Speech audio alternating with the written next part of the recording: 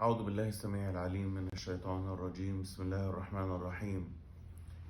اللهم إنا نحمدك حمدا كثيرا طيبا يرضيك يا أرحم الراحمين. نحمدك على نعمة الإيمان، ونحمدك على نعمة الإسلام، ونحمدك على أن جعلتنا من أمة خير الأنام محمد صلى الله عليه وسلم.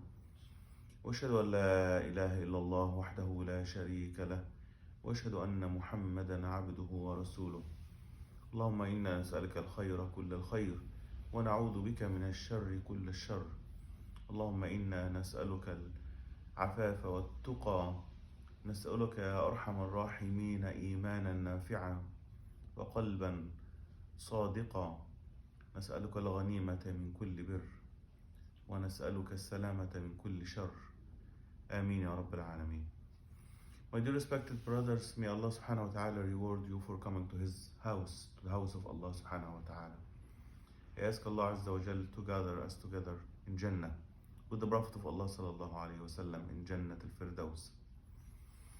Dear respected brothers, there is the first, I'm gonna say generation, I'm gonna say like grandfathers.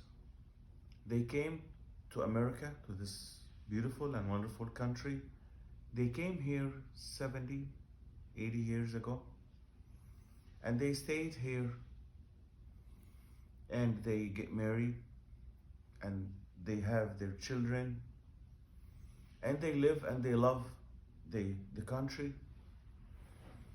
but still they have the mentality that this is not their homes. And they keep saying that in our homes, meaning in India, Pakistan, Egypt, Albania, Kosovo, Syria, Iraq, so they still saying when we back home, they did not like treat America like their homes. And more than that, they speak like Egyptian English or English Egyptian, by the way of Egypt, by the way of Syria, by the way of Albania, by the way of Pakistan or India or Bangladesh. So or they speak that even Moroccan English. And that's why from the first time or from the first second, you can catch them and that you know that they're not American. And of course you will say to them, oh yeah, excuse me, what you said, can you tell me that again? Can you repeat it again?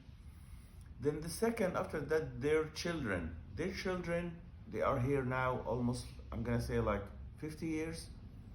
So they have also kind of the same mentality, because they take everything from their dads, but they attach to America more. So after that, the third generation, what they are the grand, son, the new generation, they are attached more because they are American, because they born here. 100% they are American. So what happened when the father or grandfather say to them, let's go home, let's go vacation to home. So they gonna like look to each other. I speak about the young generation. They will say, which home? What they talking about? This is home. This is our home. We born here. So what happened that every single year when they go vacation back to their, to India or Bangladesh or Syria or Pakistan or Egypt, they go there and to have fun, and they say to them, for the grandfather and for the father, it is a fun and it is good, because they're gonna see their houses there, they're gonna see their families there, and they enjoy their time.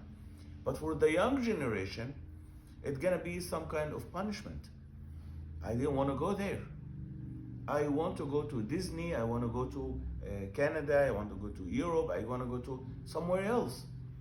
Yes, I love to be there, but not that much, not every year. And from here, the gap between both, or the third, between the three generations. Now the middle one, they are attached to their fathers and attach also to their children. So, we need to have the idea how to deal with the three different generations, how to deal with them. As American citizens, we said Alhamdulillah Rabbil Alameen, all land belong to Allah subhanahu wa ta'ala. And we should, for example, when we have election, we should, engage ourselves to the election right away. Why not? Because this is our country now. We are American. We have the American passport. We obey the American law.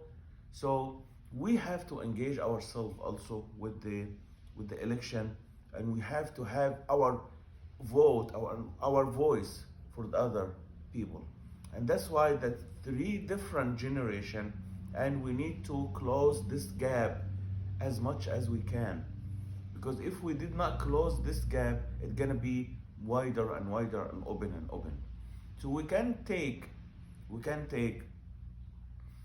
what we got from our fathers and grandfathers. We can take, Alhamdulillah Rabbil Alameen, the bounty of the Islam, and we can teach our kids the bounty of the Islam, and we're gonna continue, inshallah, because this is a big subject, especially for the young generation, how they gonna act or react about anything being happened, especially at this, with the social media and with this open world, upon them. This we're gonna, inshallah, talk about it tomorrow, inshallah. May Allah bless you, my dear respected brothers. Ameen ya Rabbil Alameen. Jazakumullah khairan. Assalamu alaikum wa rahmatullahi ta'ala wa barakatuh.